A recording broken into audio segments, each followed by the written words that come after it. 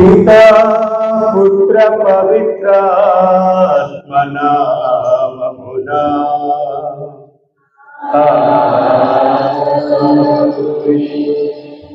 మన ప్రభువైన యేసుక్రీస్తు కృప, సర్వేశ్వరుని ప్రేమ, పవిత్రాత్మ సహకారము మీ అందరితో ఉండునుగాక. మీ ఆత్మతో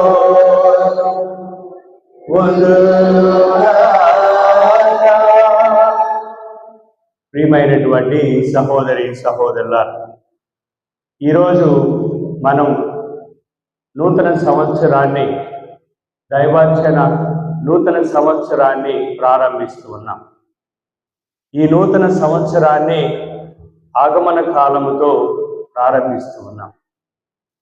ఆగమన కాలం, ఈ ఆగమన కాలం మనం పయనించే ఈ గమనాన్ని కొంతసేపు ఆపి రాబోయేటువంటి గమనం కోసం ఎదురు చూడటమే ఆగమన కాలం.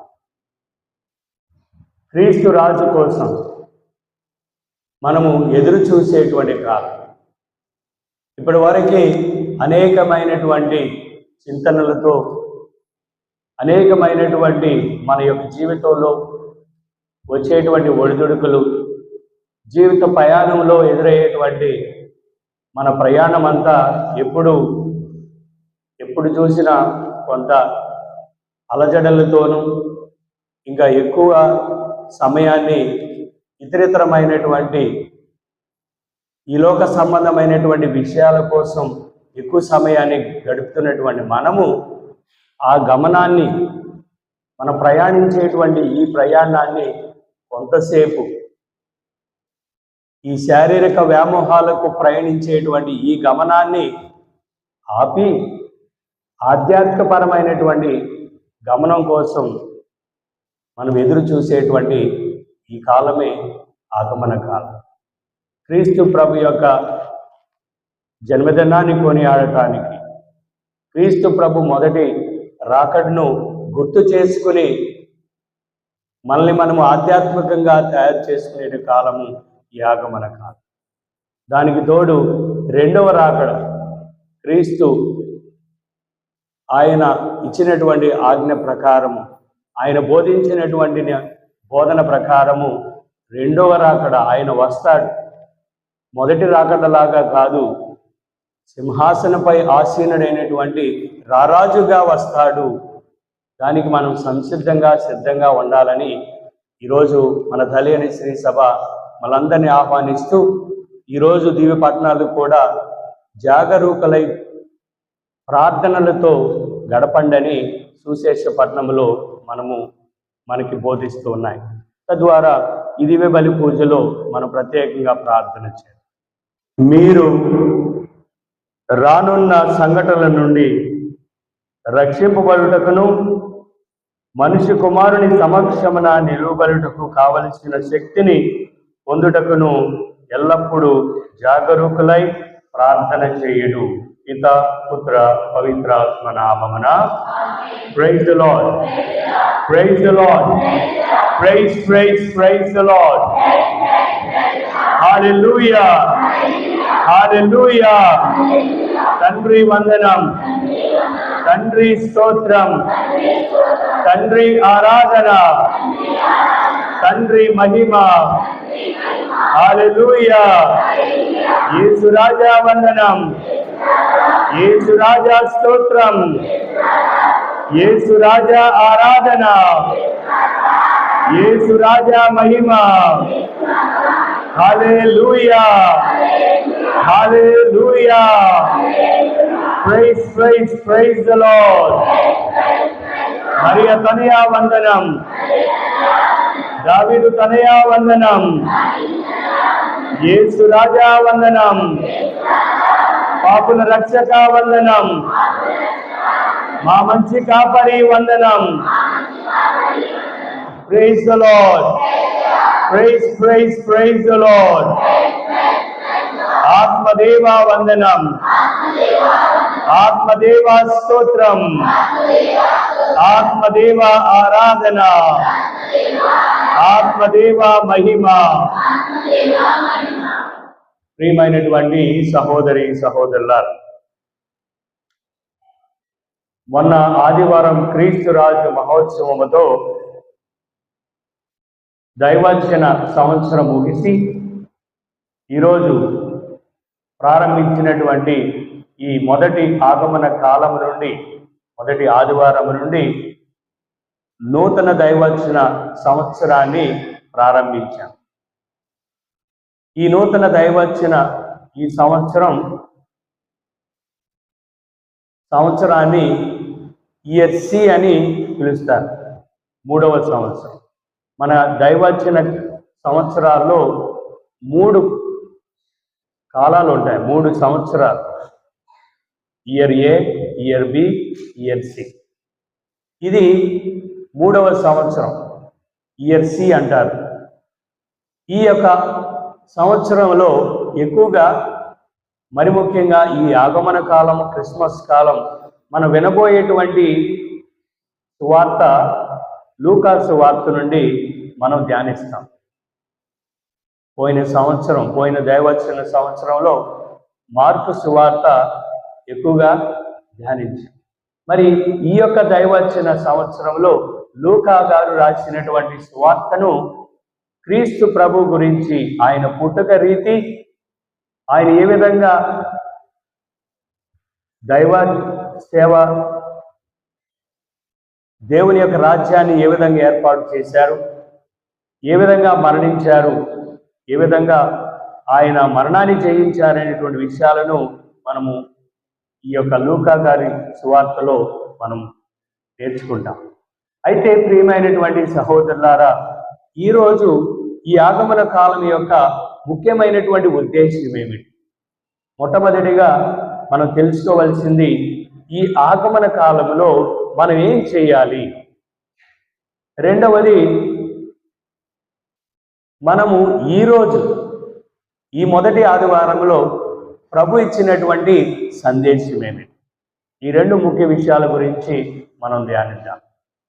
మొట్టమొదటిగా ఈ ఆగమన కాలం. నేను చెప్పాను మొట్టమొదటిగానే, మన జీవితం ఒక ప్రయాణం. మనము ఒక గమ్యాన్ని చేరటానికి అందరము ఆతృత పడతాం. ఈ యొక్క ప్రయాణంలో ప్రియమైనటువంటి సహోదరులారా, గమనం, ఈ యొక్క ఆగమన కాలంలో మనము ప్రయాణం చేసేటువంటి ఈ గమనాన్ని కొంతసేపు మనం ఆలోచించాలి. ఏ విధంగా నేను నా యొక్క జీవిత ప్రయాణాన్ని కొనసాగిస్తూ ఉన్నాను? దైవభీతిలో నేను కొనసాగిస్తూ ఉన్నానా? నా సోదరుని ప్రేమించేటువంటి రీతిలో నేను జీవిస్తూ ఉన్నానా? నా యొక్క దైనందిన జీవితాన్ని కావలసినటువంటి ముఖ్యమైనటువంటి విషయాల గురించి నేను శ్రద్ధ చూపిస్తూ ఉన్నానా అనేటువంటి విషయాలని మనం ఆగి, మన గమనాన్ని ఆపి ఆలోచించాలి. ఈ ఆగమన కాలంలో మనకు 4 ఆదివారాలు ఉన్నాయి. క్రిస్మస్ పండుగకు ముందు మనము ఈ 4 ఆదివారాన్ని కొనియాడు. అయితే ప్రియమైనటువంటి సహోదరి సహోదరులారా, ఈ ఆగమన కాలంలో మనమందరూ తెలుసుకోవలసినటువంటి ముఖ్యమైనటువంటి సందేశం, ప్రభు దేవుడు మనలందరినీ ప్రేమిస్తూ ఉన్నాడు. మనలందరినీ ప్రేమిస్తూ ఉన్నాడు, ప్రేమించాడు, ఇంకా ప్రేమిస్తూనే ఉంటాడు. అందుకనే యోహాను సువార్త 3వ అధ్యాయము 16వ వచనంలో చక్కటి వాక్యం ఉంది. దేవుడు ఈ లోకాన్ని ఎంతగానో ప్రేమించి తన ఏకైక కుమారుణ్ణి ప్రసాదించను. చూడండి ప్రియమైనటువంటి సహోదరులారా, దేవుడు లోక సృష్టికర్త, మన తండ్రి మనలందరినీ, ఈ లోకాన్ని ఎంతో ప్రేమించాడు. ఆ ప్రేమకు హద్దులు లేవు. ఆ ప్రేమకు మనము ఏ విధమైనటువంటి పాటలు కానీ మాటలు కానీ వర్ణించతరము లేనిటువంటిది దేవుని యొక్క ప్రేమ. చూడండి, ఆయన ఎంత ప్రేమించాడంటే తన ఏకైక కుమారుణ్ణి తన యొక్క కుమారుణ్ణి, తన జ్యేష్ఠ పుత్రుణ్ణి, తన యొక్క ఎంతగానో ప్రేమించినటువంటి ఏకైక కుమారుణ్ణి ఈ లోకానికి పంపించారు. ఎందుకని పంపించారు? ఆయనను విశ్వసించేటువంటి వారిని నాశనం అవ్వకోకుండా నిత్య జీవాన్ని పొందటానికి అట్లు చేసిను ప్రభుని పంపించాడు. Praise the Lord, praise the Lord. ఇది ముఖ్యమైనటువంటి సందేశాన్ని మనమందరము గ్రహించాలి. ప్రియమైనటువంటి సహోదరు, ఒక ఉద్యోగి తన యజమాని దగ్గరికి వెళ్ళాడు. ఆ యజమాని చాలా కోపిష్టి, సరిగా మాట్లాడు, ఎప్పుడు చూసినా మూడిగా ఉంటాడు, ఎప్పుడు చూసినా కోపంతో రగిలిపోతాడు. ఉద్యోగులందరికీ ఆయనంటే భయం. మరి అటువంటి దగ్గరికి ఒక ఉద్యోగి వెళ్ళి ఏమని చెప్తూ ఉన్నాడో తెలుసా? అయ్యా, నువ్వు చాలా మంచివాడు, నీలో చాలా మంచి ఉన్నది, నువ్వు దయగలిగినటువంటి వాడవు, నువ్వు చాలా సహృదయాన్ని, మంచి హృదయాన్ని కలిగినటువంటి వ్యక్తివి అని పొగటం ప్రారంభించాడు. అప్పుడు ఆ కోపిష్టి తనలో తాను అనుకుంటున్నాడు, ఏంటిది? నేను చూస్తేనంటూ ఎప్పుడు చూసినా బుర్రు బుర్రు కోపాలతో ఉంటాను, ఎప్పుడు చూసినా కోపంతో రగిలిపోతాను. మరి నా ఉద్యోగం వచ్చి ఏంటి, నేను చాలా మంచివాడని చెప్తూ ఉన్నాడని ఆలోచిస్తూ ఉన్నాడు.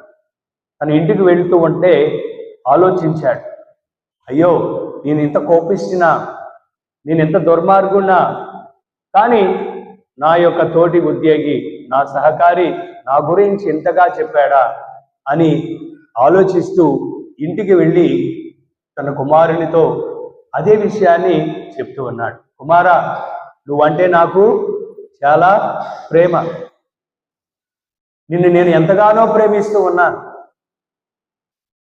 నీకోసం నేను ఎన్నో కలలు కంటూ ఉన్నాను, నువ్వు నా ప్రేమైనటువంటి బిడ్డవు, నీ తల్లిని నేను ఎంతగా ప్రేమిస్తూ ఉన్నానో అంతకు మించి నిన్ను నేను ప్రేమిస్తూ ఉన్నాను అని చెప్పటం ప్రారంభించాడు. కుమారుడు కూడా తన జీవితంలో ఎటువంటి మంచి విషయాలు తండ్రి నుండి వినలేదు. అప్పుడే అనుకుంటున్నాడు కుమారుడు, ఎందుకు నా జీవితం ఎప్పుడు చూసినా నా తండ్రి కోపపడతాడు, తిడతాడు, కొడతాడు, నేను సరిగా చదవటం లేదని కోపపడుతున్నాడు, అన్ని సమయాల్లో నన్ను దూషిస్తున్నాడు, ఎందుకు నేను బతకాలి, ఇంటి నుండి పారిపోయి ఎక్కడన్నా దూరంగా వెళ్ళిపోవడం మంచిది అని ఆలోచిస్తున్నాడు. ఆ సమయంలో తండ్రిని కావుగలించుకొని ఏడ్చాడు బిడ్డ. ఏమని? తండ్రి, నీ ప్రేమను నేను ఇంతగా నన్ను ప్రేమిస్తావని నేను కల్లో కూడా ఊహించలేదు, నన్ను క్షమించు, నన్ను ఇంతగా ప్రేమిస్తున్నావని ఈరోజే నేను తెలుసుకున్నాను, నన్ను క్షమించు అని తండ్రిని కౌగిలించి బోర్ని ఏడ్చాడు Kumar. Praise the Lord, praise the Lord. ప్రియమైనటువంటి సహోదరి సహోదరులారా, మన జీవితంలో కూడా మనము కూడా అదే రకంగా ఆలోచిస్తాం. దేవుడు అంటే భయం, దేవుడు కోపడతాడేమో, దేవుడు శిక్షిస్తాడేమో, దేవుడు నేను చేసినటువంటి పాపాలకి నా కుమారుణ్ణి శిక్షిస్తాడేమో. ప్రియమైనటువంటి సహోదరులారా, దేవుడు శాడిస్ట్ కాదు, దేవుడు కోపిష్టి కాదు, దేవుడు ప్రేమామయుడు, దయామయుడు, క్షమించేటువంటి దేవుడు.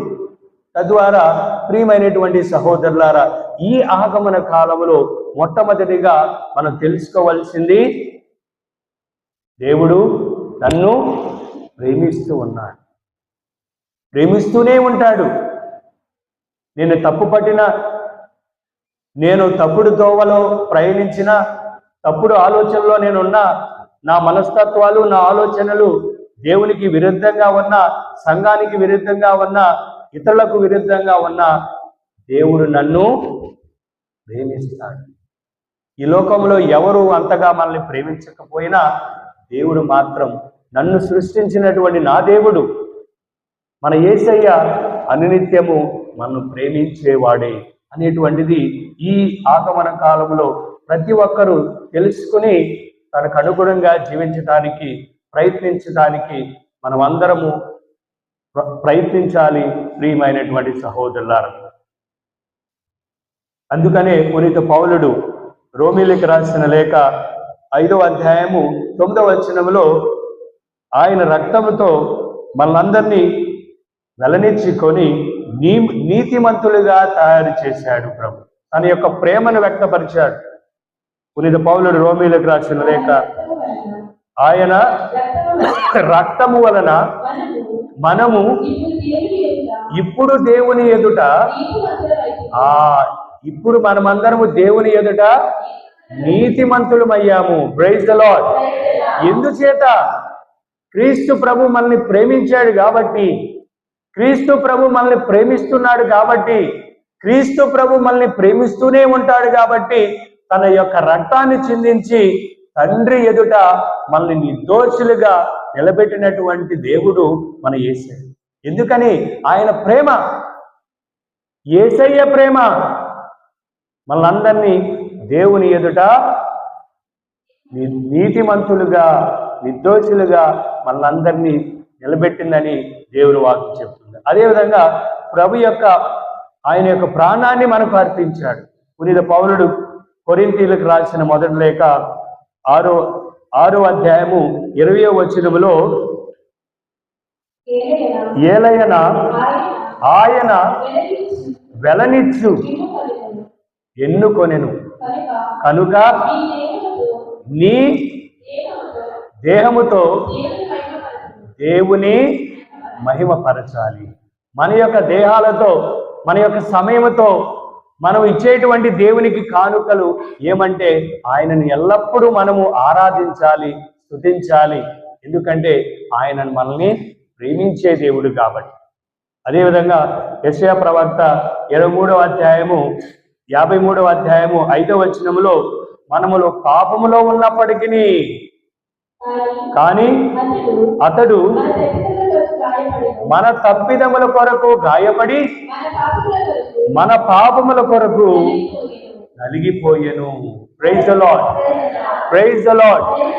ఎంతటి గొప్ప దేవుడు మన దేవుడు. ప్రియమైనటువంటి సహోదరుడు, మనందరి కోసం తన ప్రాణాన్ని బలిగా అర్పించినటువంటి త్యాగమూర్తి, దయామయుడు, ప్రేమామయుడు. ఎవరైనా తన తోటి సహోదరులతో ప్రాణాన్ని బలంగా పెడతారా? పెట్టరు. కొన్ని సందర్భాల్లో మీకు తెలుసు, స్నేహితులు ఉంటారు, చివరి వారికి రే నీతోనే వంట, నువ్వు చేయి ఏ పైనైనా సరే చివరి వారికి చెదరిపోతారు. అందరూ మాట ఇచ్చినటువంటి వారు ఏ మాట మీద నిలబడరు. కానీ మన యేసయ్య చిట్ట చివరి వరకు నీతోనే ఉంటాడు, నిన్ను నడిపిస్తాడు, నిన్ను ప్రేమిస్తూనే ఉంటాడు. తన ప్రాణాన్ని బలిగా, తన రక్తాన్ని చిందించి మనం వెలనిచ్చుకున్నటువంటి మన దేవుడు ప్రేమామయుడని మనం తెలుసుకోవాలి. అదేవిధంగా పునీత పౌలుడు రోమీయులకు రాసిన లేఖ 5వ అధ్యాయము 8వ వచనములో, మనమందరం పాపాత్ములుగా ఉన్నప్పుడే కానీ మనము పాపములో ఉన్నప్పుడే క్రీస్తు మన కొరకు మరణించెను కదా. ఇట్లే దేవుడు మనపై తనకున్నటువంటి ప్రేమను చూపించున్నాడు. Praise the Lord. Praise the Lord. మనం పాపములో ఉన్నప్పటికీ, మనం దేవుని దూషించినప్పటికీ, దేవునికి విరుద్ధంగా మాట్లాడినప్పటికీ ప్రభు మనల్ని ప్రేమిస్తూనే ఉంటాడు. అది ఆయన యొక్క నైజం.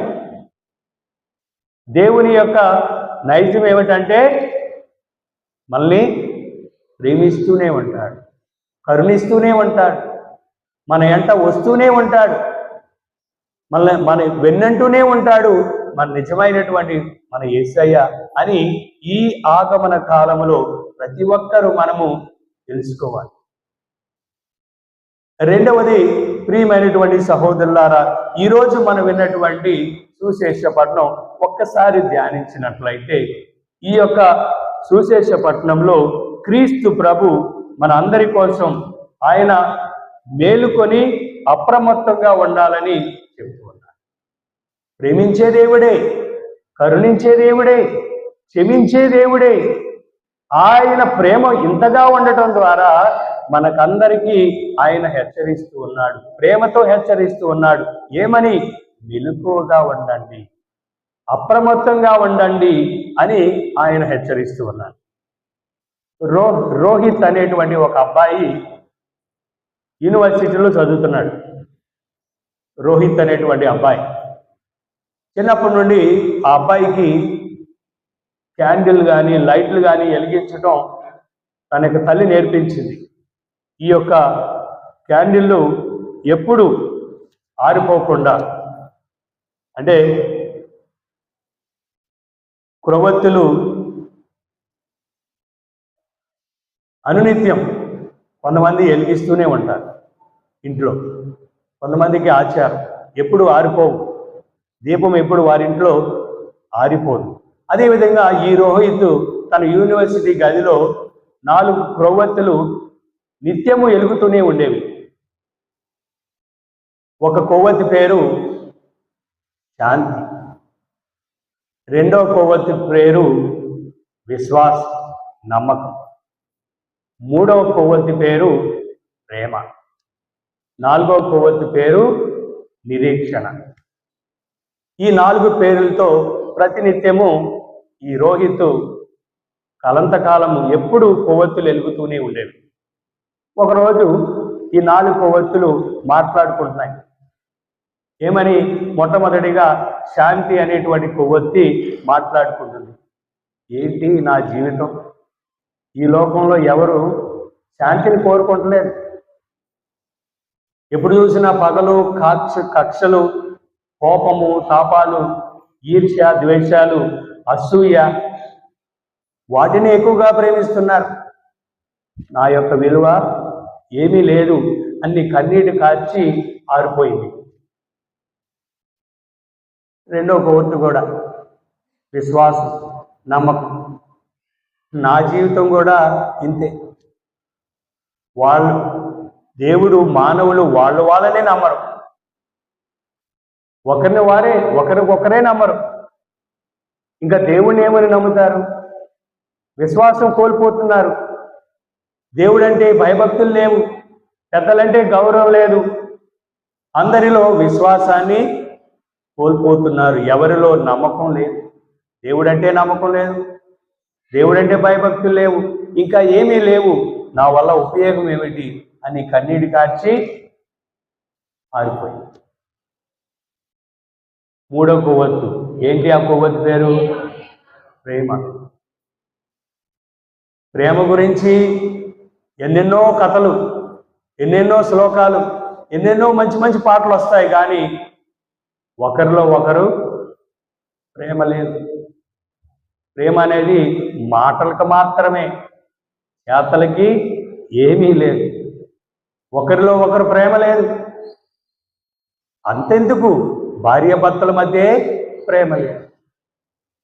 ఎక్కడ చూసినా అనేకమైనటువంటి అపనమ్మకాలు, అనేకమైనటువంటివి కుటుంబాల్లో జరుగుతూ ఉన్నాయి. ఎవరిలో స్వచ్ఛమైనటువంటి ప్రేమ లేదు అని ఏడుస్తూ ఆరిపోయింది. అప్పుడే వచ్చినటువంటి రోహిత్ గమనించాడు, 3 కొవ్వొత్తులు ఆరిపోయింది. ఏంటా కొవ్వొత్తి పేరు?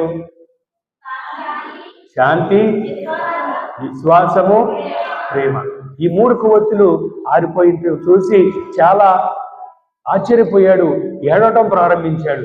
ఎప్పుడు నా కొవ్వొత్తులు ఎదుగుతూనే ఉన్నాయి, నిత్యము ఎలగాలనే, కాంతినివ్వాలనే కోరుకున్నాను, ఏంటి సడన్గా ఆరిపోయినాయి అని గమనించి ఏడుస్తూ ఉంటే మిగిలిపోయింది ఏమిటి? నిరీక్షణ. నిరీక్షణ మాట్లాడుతూ, రోహిత్ నువ్వు వేడమాకు, ధైర్యంగా ఉండు, నువ్వు అధైర్యపడకు, నేనున్నాను.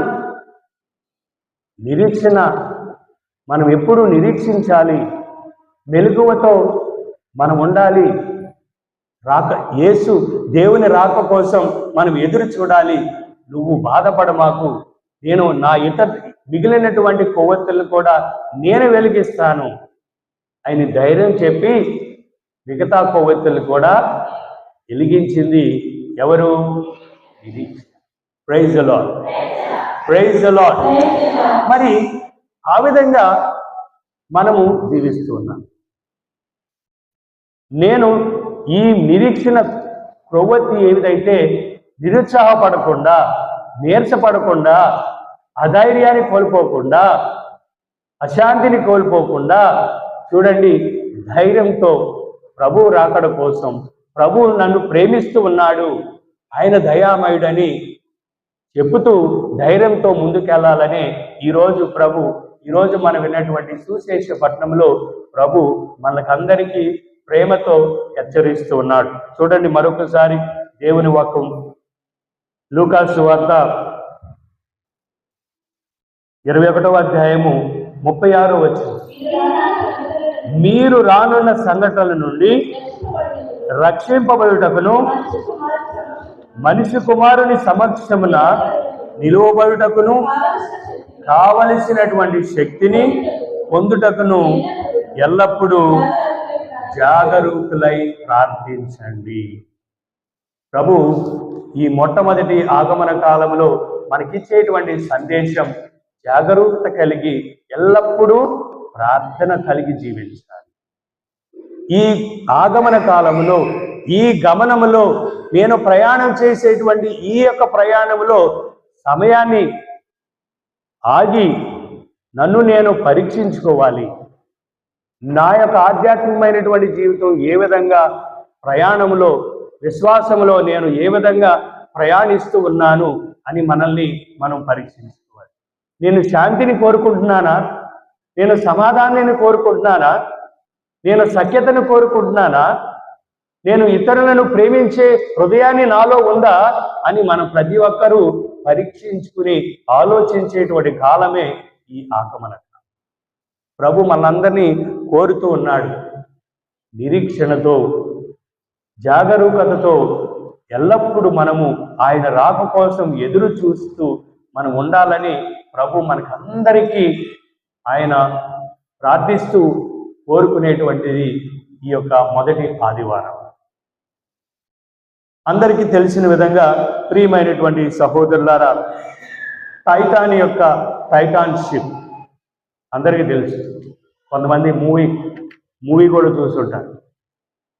ఈ టైటాన్ షిప్ అనేది పెద్ద ఓడ, అన్నిటికన్నా పెద్దదైనటువంటి ఈ ఓడ దరిదాపు 46,328 టన్నులు ఉంటాయి బరువు. చాలా పెద్దది, చాలా బరువు అయినది.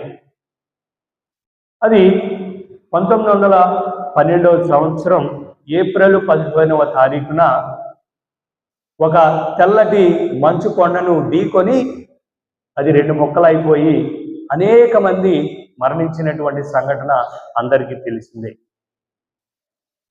దాన్ని తయారు చేసినటువంటి వ్యక్తి థామస్ ఆండ్రూ అని ఒక వ్యక్తి, దాన్ని తయారు చేసినటువంటి వ్యక్తి పేరు. ఆయన చాలామంది ఈ సంఘటన జరగకముందు ఎంతోమంది ఇంటర్వ్యూ చేశారు. ఈ టైటాన్ షిప్ గురించి చెప్పండి, దీని యొక్క బరువు ఏమిటి, దీని కెపాసిటీ ఏమిటి, ఎలా పయనిస్తుంది, ఏ విధంగా వెళ్తుందని ఆయన అడిగినప్పుడు ఆయన ఒకటి చెప్పాడు. ఏమని చెప్పాడంటే, ఈ టైటాన్ షిప్ ఎప్పటికీ అది ముక్కలవ్వదు, ఏది వచ్చినా, దేవుడు దిగి వచ్చినా సరే టైటాన్ షిప్ మాత్రము సముద్రములో మునిగిపోదు అని శపథం చేశాడు. కానీ ఇది 1912వ సంవత్సరంలో ఈ సంఘటన జరిగింది. కానీ ఈ సంఘటన జరిగే ముందు ప్రతి ఒక్క ఓడలో అప్రమత్తాన్ని ఒక సైరన్ ఉంటుంది. మనం కూడా మన వెహికల్స్లో కానీ పనిచేసేటువంటి ప్రతి ఒక్క దాంట్లో సైరన్ ఉంటుంది. ఏదైనా ఆపద వచ్చినప్పుడు ఆ సైరన్ మనకి అప్రమత్తం చేస్తుంది. అదే సమయంలో ఈ టైటాన్ షిప్లో కూడా ఈ కెప్టెన్కి అనేకమైనటువంటి రూపాలలో అప్రమత్తం అని సైరన్ మోగింది, కానీ ఎవరు పట్టించుకోలేదు. ఆ ఓడ నడిపేటువంటి కెప్టెను దాన్ని పట్టించుకోలేదు. ఒకసారి, 2 సార్లు, 3 సార్లు సైరన్ మోగిన వాళ్ళ పనిలో వాళ్ళు మునిగిపోయారు, వాళ్ళ పార్టీలో వాళ్ళు మునిగిపోయారు, వాళ్ళ యొక్క జీవితంలో వారు మునిగిపోయారు. చిట్ట చివరికి అనేకమైనటువంటి అప్రమత్తాలు వచ్చినప్పటికీ పట్టించుకోలేదు. దానికి జరిగినటువంటి గొప్ప సంఘటన అది మంచు కొండను ఢీకొనటం, బద్దలైపోవటం, అనేక మంది మరణించారు. ప్రియమైనటువంటి సహోదరి సహోదరులారా, ఈ సంఘటన నేను ఎందుకు చెప్తున్నానంటే, దేవుడు, మన ప్రభువు, మనం ప్రేమించేటువంటి దేవుడు మనల్ని కూడా అనేకమైనటువంటి అప్రమత్తంగా ఉండండి, అనేక మంది దేవుడు మనకి చెప్తూ ఉంటాడు. ముందుగానే చెప్పలేదా? చెప్పరా? మన స్నేహితుల ద్వారా కానివ్వండి, మనం వినేటువంటి వాక్యం ద్వారా కానివ్వండి, ఇంకా ఇతరమైనటువంటి వాక్యాల ద్వారా ప్రభు మనల్ని అప్రమత్తులు చేస్తూనే ఉన్నాడు. కానీ మనం దానిని ఆలకిస్తున్నామా? క్షమించండి, సోదరభావం కలిగి ఉండండి, సమాధానంగా ఉండండి. నేను కాదు, నా ముందు ఫాదర్ బత్తులం ఫాదర్ చెప్పుంటాడు, ఆయన ముందు జయరాజ్ ఫాదర్ చెప్పుంటాడు, ఆయన ముందు థామస్ ఫాదర్, పురుషప్పల్ ఫాదర్ చెప్పుంటాడు, ఆయన ముందు కిషోర్ ఫాదర్ చెప్పుంటాడు, ఆయన ముందు రాయప్ ఫాదర్ చెప్పుంటాడు, రాయప్ ఫాదర్ ముందు జాన్ భాస్కర్ ఫాదర్ చెప్పుంటాడు, జాన్ భాస్కర్ ఫాదర్ ముందు మన విశాఖపట్నంలో ఉన్నటువంటి గురువులు, అంటే మా పలోటైన్ గురువులు చెప్పాను, వీళ్ళందరూ చెప్పుంటారు. కానీ ఈ టైటాన్ షిప్ లాగా పెద్దగా ఉంటాం కదా, ఏది చెప్పినా ఈ చెవిలోకి ఎక్కదాం, ఏది చెప్పినా ఈ మైండ్లోకి ఎక్కదాం, ఏది చెప్పినా ఈ హృదయంలోనికి ఎక్కదాం. చూడండి ప్రియమైనటువంటి సహోదరులారా, ప్రభు మనకిచ్చేటువంటి సందేశం ఈరోజు, ఎల్లప్పుడూ జాగరూకులై ప్రార్థించండి, జాగరూకత కలిగి ఉండండి, మారు మనసు పొందండి అని ప్రభు చెప్తూ ఉన్నాడు. తద్వారా ప్రియమైనటువంటి సహోదరులారా, మనం ఎందుకు జాగరూకులై ఉండాలి? మనం ఎందుకు అప్రమత్తంగా ఉండాలి? మనం ఎందుకు ప్రార్థన చేయాలి అని మనం ఎవరైనా మనం ప్రశ్నిస్తే, ప్రియమైనటువంటి సహోదరులారా, మత్తయి సువార్త 26వ అధ్యాయము 41వ వచనంలో ప్రభు చెప్తూ ఉన్నాడు, మీరు శోధనలకు గురి కాకుండానట్లు మేలుకొని ప్రార్థించండి. Praise the Lord. మన జీవితంలో ఎక్కడ చూసినా శోధనలే, మన జీవితంలో ఎక్కడ చూసినా పాపమే. ఏది చూసినా, టీవీ ప్రోగ్రామ్ చూద్దామంటే, ఏదైనా చదువుదామంటే, ఎవరితోనన్నా మాట్లాడాలంటే, ఎక్కడికన్నా వెళ్ళాలంటే, ఎక్కడ చూసినా అసూయ, స్వార్థం, పగ, పాపాలే. అందుకనే దానిలో మీరు పడకుండా, శోధింపబడకుండా ఉండటానికి ప్రభు మనల్ని అప్రమత్తమై ప్రార్థన చేయమంటూ ఉన్నాడు. మొట్టమొదటిది. రెండవది, ప్రియమైనటువంటి సహోదరులారా, పునీత పౌలుడు, పునీత పేతురు రాసిన మొదటి లేఖ 5వ అధ్యాయము 8వ వచనంలో, గర్జించే సింహము వలె సైతానుడు ఎదురు చూస్తూ ఉన్నాడు, మెలకువతో జాగరూకులయుండు. మీ శత్రువు సైతాను గర్జించు సింహము వలె తిరుగుచు ఎవరినైనా సరే నాశనం చేయటానికి, మింగేయటానికి చూస్తున్నాడు. కాబట్టి మనం ఏం చేయాలి? మెలకువతో జాగరూకులై ప్రార్థించాలి. మూడవది, ప్రియమైనటువంటి సహోదరులారా, మన శత్రువు సైతాను కలుపు మొక్కలు నాటుతున్నాడు. మంచి హృదయాలే మనం అందరం మంచివాళ్ళమే. కథోలికలమైనటువంటి మనము, క్రీస్తు ప్రభులో జ్ఞానస్నానం తీసుకున్నటువంటి మనం అందరూ మంచి వాళ్ళమే. కానీ కొన్ని సందర్భాలలో సైతానుడు మనలో అటువంటి శోధనలు కానివ్వండి, అటువంటి మనస్తత్వాలు కానివ్వండి మనలో పెడతాడు. కాబట్టి మనం జాగరూకులై ఉండాలి. మత్తయి సువార్త 13వ అధ్యాయము 24, 25 వచనంలో ఈ వాక్యాన్ని చూస్తాం. అదేవిధంగా దేవుని కంటే శరీరాన్ని ఈ లోక భోగాలను ఎక్కువగా ప్రేమించే వాళ్ళ మధ్య జీవిస్తూ ఉన్నాం మనం. ఈ లోకంలో ఎక్కువ మంది ప్రేమించేది ఏంటంటే శారీరక సంబంధమైనటువంటి విషయాలలో ఎక్కువ సమయాన్ని, ఎక్కువ సంపదను వృధా చేస్తున్నాము. వారి మధ్య మనం జీవిస్తున్నాం కాబట్టి జాగరూకులై మనం జీవించాలి. పునీత పౌలుడు తిమోతికి రాసిన 2వ లేఖ 3వ అధ్యాయము 1-4 వచనాల్లో ఈ విషయాన్ని చదువుతాం. అదేవిధంగా చివరిగా మనము చెడు దినాలలో జీవిస్తున్నాం. ప్రియమైనటువంటి సహోదరులారా, ఎఫెసీయులకు రాసిన లేఖ 5వ అధ్యాయము 16వ వచనంలో పునీత పౌలుడు ఈ విధంగా చెప్తూ ఉన్నాడు, ఇవి చెడు దినములు కనుక దొరికినటువంటి ప్రతి అవకాశాన్ని సద్వినియోగము చేసుకొనండి. Praise the Lord, praise the Lord. మరి ఎందుకని మనము మెలకువతో జాగరూకతో ఉండాలంటే మొట్టమొదటిది శోధనలో పడకుండా, రెండవది సైతానుడు మన చుట్టే ఉన్నాడు, ఎప్పుడు వైఫైలా తిరుగుతూనే ఉన్నాడు. వైఫై తెలుసు కదా అందరికీ, వైఫై పెట్టుకు తిరుగుతున్నాడు. ఎవరు కనెక్ట్ అయిపోతే కనెక్ట్ అయిపోతారు. పాస్వర్డ్ ఏంటో తెలుసా? సైతాన్ యొక్క పాస్వర్డ్ ఏంటి? సిన్. సిమ్ కాదు, సిన్, పాపం. పాపం అనేది దేవునికి విరుద్ధంగా, మానవునికి విరుద్ధంగా చేస్తే మనం కనెక్ట్ అయిపోతాం. ఎవరితో? సైతాన్ వైఫై. తద్వారా మెలకువతో ఉండాలి. అదేవిధంగా మనము ఉండేటువంటి గడ్డు కాలం, మనం జీవించేది చెడు దినాలలో కాబట్టి అప్రమత్తమై ఉండాలని ప్రభు మనందరికీ కోరుతున్నాడు. అటువంటి అనుగ్రహాలు ప్రభు మనందరికీ దయచేయాలని ఈ దివ్య బలి పూజలో ప్రార్థన చేద్దాం. పితా, పుత్ర, పవిత్రాత్మ నామమున. ఓ ప్రభువా, మేము ఇప్పుడు నిర్వహించిన ఈ పరమ రహస్యములు మాకు లాభదాయకముగా మారునుగాక. క్షణభంగురమైన వస్తువులతో జీవించుచున్న మాకు స్వర్గపు వస్తువులను ప్రేమించి విధానమును నీవు బోధింపుము. శాశ్వతముగా నిలిచి వాటిపై మేము మనసు నిలుపుకున్నట్లు కరుణింపుము. మా ప్రభు అయిన క్రీస్తు ద్వారా ఈ మనవి చేయించున్నాము. ప్రభు మీతో ఉండుగాక. సర్వశక్తి గల సర్వేశ్వరుడు పిత, పుత్ర, పవిత్రాత్మ సర్వదా మీకు కాచి కాపాడుదురుగాక.